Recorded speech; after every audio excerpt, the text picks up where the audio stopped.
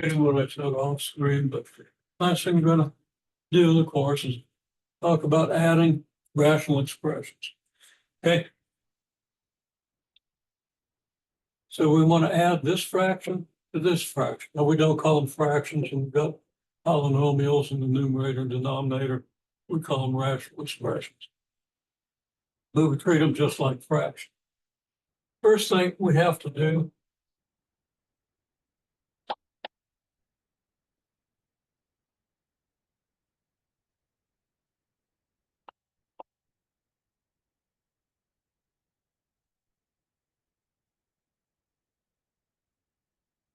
we want to factor everything we can. Now, you can't factor x plus 2 or 3, but you can factor this and you can factor this. So see if you can factor those two things.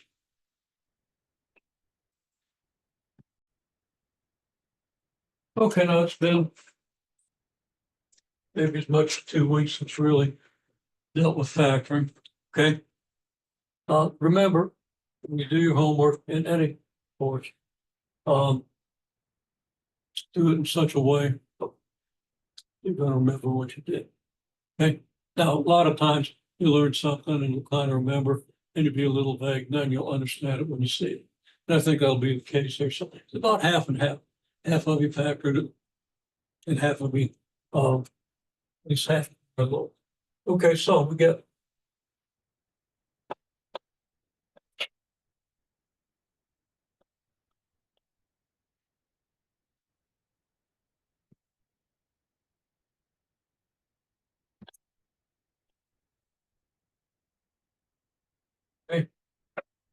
this denominator factors is x plus 3 times x plus 1.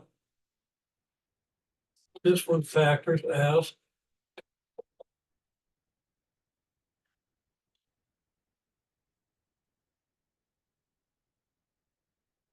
x plus 1 times x plus 4.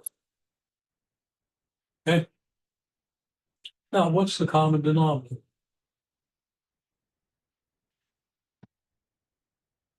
See if you can write down common denominator.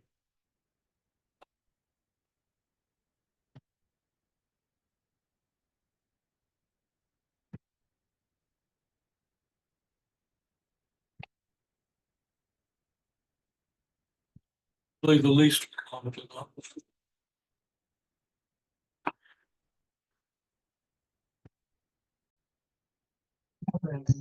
Now, you really do want to be sure you understand what a common denominator is. Okay. We've been over it, so you might want to review it a little bit. It's about half and half in the class again.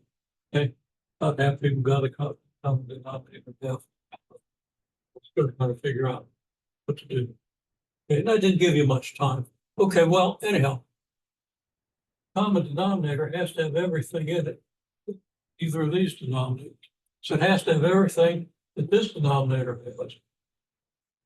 Well, that means it has to have x plus 3.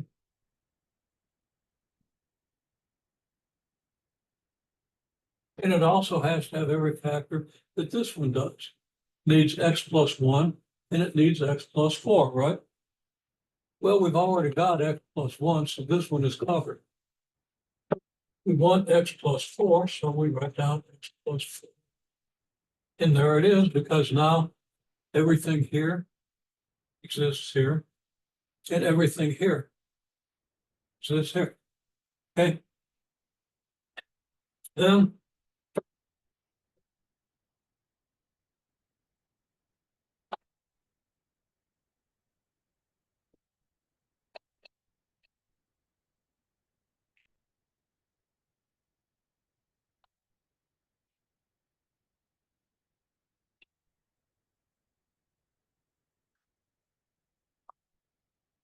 we rewrite each term with its common with the common denominator. Now, how do we do that? Well, we have is x plus 2 over x plus 3 times x plus 1. If we multiply this by x plus 4 over x plus 4,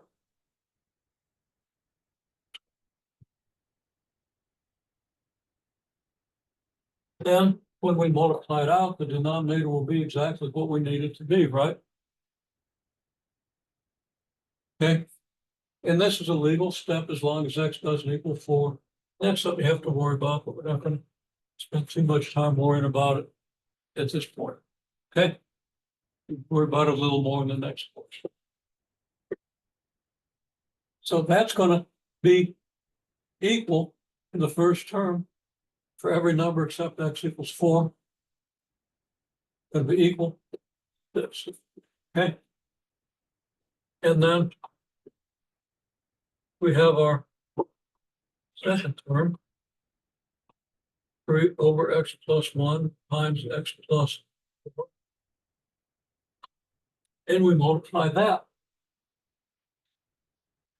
by some quantity divided by itself. Well, what we need to make this denominator into this denominator, what do we lack? We lack X plus 3. So if we put X plus 3 here, then our denominator will again be equal to the common denominator. And if we put X plus 3 in the numerator, well, that keeps us honest because we've got to multiply by something that's equal to 1, right? Otherwise, we change the value of the fraction, we change the value of the expression. So I repeated this a few times. Whatever number I put in here for X, if I put the same number in here for X, I'm going to get the same result. Okay. If X equals 5, then this is what? 7 over 48. Okay. X equals 5, then this is 7 times 4 divided by 48 times 4. Okay.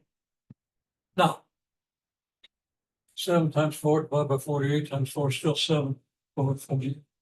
Okay. And same thing here. All right. So we haven't changed the value of these expressions.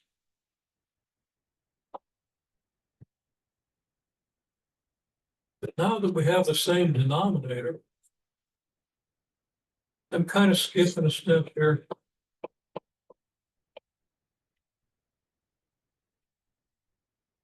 But it's a pretty obvious step that I don't think you're going to have any trouble with. Okay. If I multiply all this out, the denominator is going to be this. It's going to be the same for this term as it is for this term. So I can just add the numerators. What are the numerators?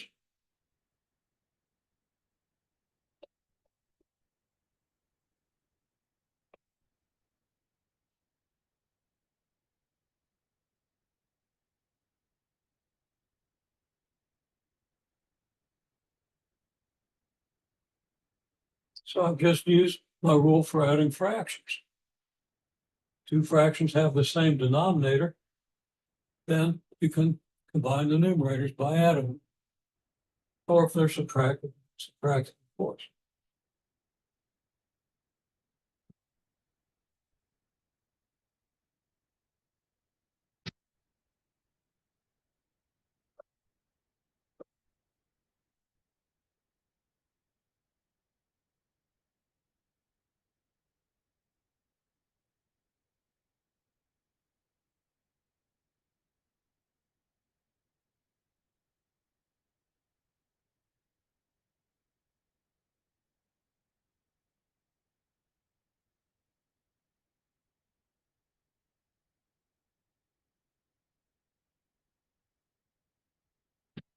I can use the distributive law, multiply these two terms, and to multiply these. Okay. And this times this gives me x squared plus 6x plus 8. And this times this gives me 3x plus 3 times 3 is 9. So we get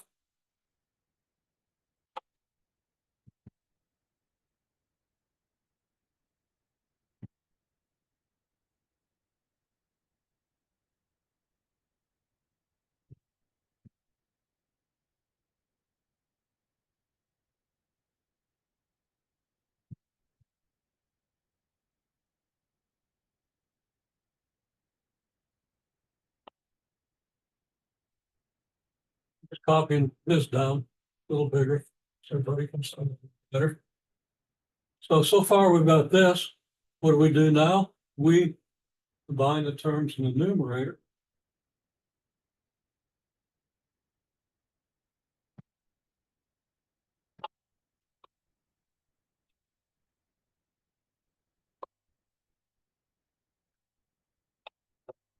And again, I can't urge you enough to write out the same words I'm writing out, or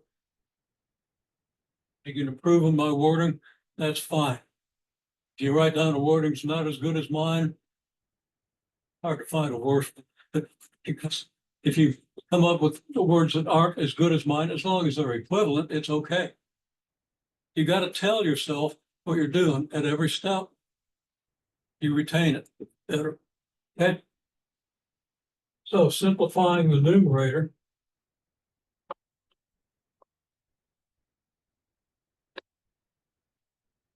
You get x squared plus 9x plus 17.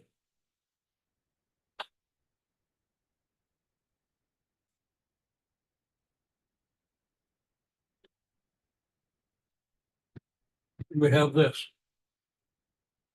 It's hopeless to factor this, at least over integers, because 17 is a prime number.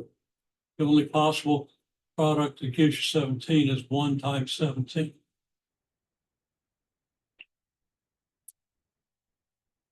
So at this stage, we say that it's pretty much it. Okay. Now,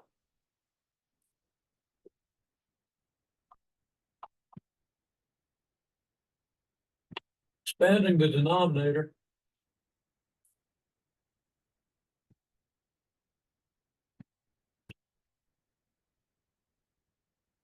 optional.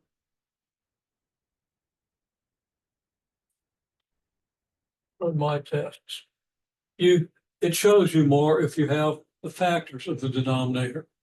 If you expand it, what are you going to get? You're going to get x cubed, and then you're going to get 8x squared, and then you're going to get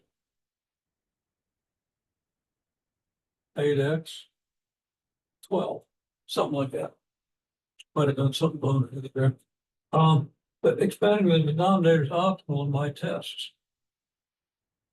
Maybe not an open math. Okay, so be sure when you do the open math, if they want you to expand that, well, it's good for your soul, expand the denominator. Okay, I mean, it's practice, distributed flow and stuff. Okay, so nothing wrong with it, but practically, in most cases, it's fairly worthless. Okay, can you understand the process? Does it make sense? I'm going to give you another.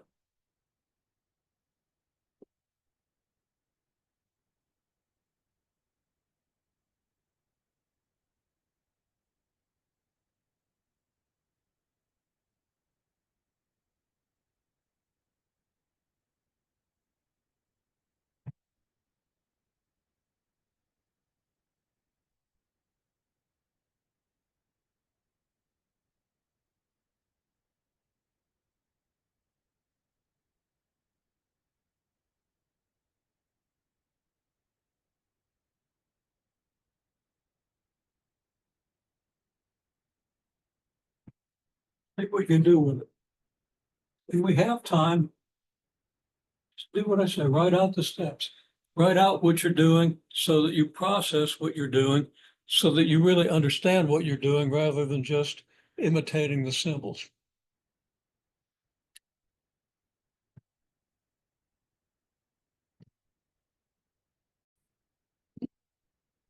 Okay, we're having so much fun that we're almost out of time. I just took the time.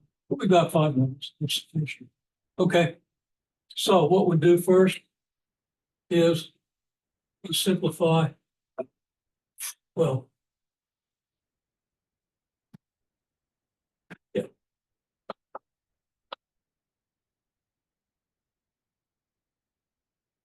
Let's factor everything you can.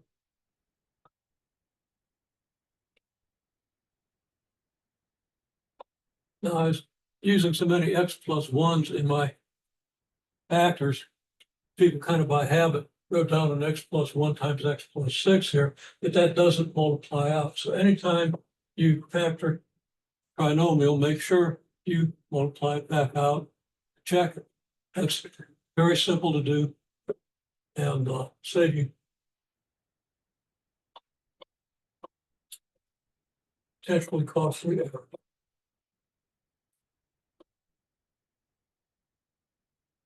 And we get this.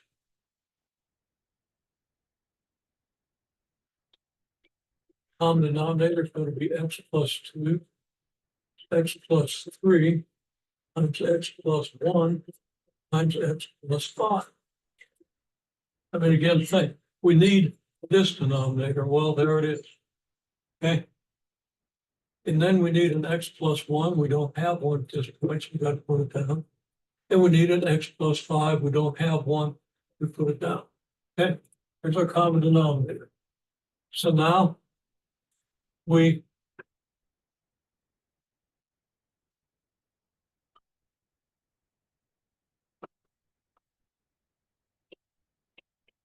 rewrite with our common denominator. I'm going to give myself a little more room here. We've got x plus 5 over x plus 2 times x plus 3. Now we know we're going to multiply by something with equal numerator and denominator, so as not to change the value of our expression. And what else do we need for the denominator? We need the x plus 1 and the x plus 5.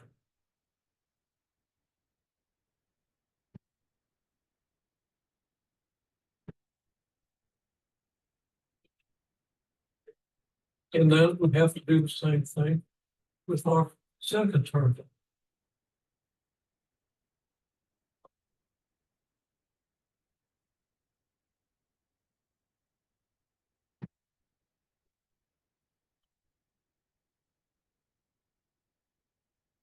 And then when we're going to multiply by, I've got to cheat a little bit over here, my alignment, but we're going to have to multiply by x plus 2 times x plus 3 over x plus 2 times x plus 3. So now we should be good. The denominator is going to come out the same both ways. We have an x plus 2 here, an x plus 2 in this denominator, x plus 3 and x plus 3, x plus 1 and x plus 1, x plus 5, x plus 5. So this term has all the same factors in the denominator as this one does. Then we're going to multiply x plus 5 times x plus 1 times x plus 5 all over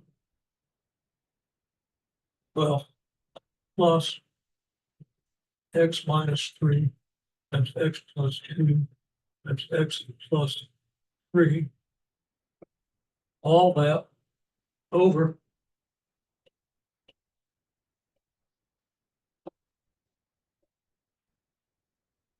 common denominator.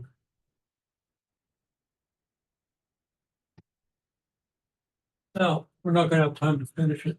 We want to expand the numerator and expand the denominator. I could do that in my head, but I'd probably make a mistake at one point. And expanding the denominator, I would want to try in my head. I think maybe I could do this, but I don't trust my head. So, okay, but you'd want to multiply these out and then see if any factors in the numerator. If you can factor the numerator, factor. See if any of the factors in the numerator match factors in the denominator, so you can divide them out. Okay. So if you keep your wits about you, this is what you end up with. A little messier than the other one because you have third degree polynomial. You're going to have cubes in the numerator. And if you want to expand the denominator, you're going to have fourth powers because you got here x times x. That'll give you x to the fourth. Okay, plus a lot of other stuff. Well, we're out of time, but hopefully you understand the process, and with the open math explanations and assignments, hopefully come in good shape for doing this stuff next time. This is kind of a big deal. Okay, not something everybody comes out of algebra 2 knowing how to do. Okay, Mr. Better algebra 2 students, so it's a little challenging. stretch your brain a little bit. It's worth doing, okay? Good luck, and next time's our last class. I'm gonna miss you people. But in the meantime, do good.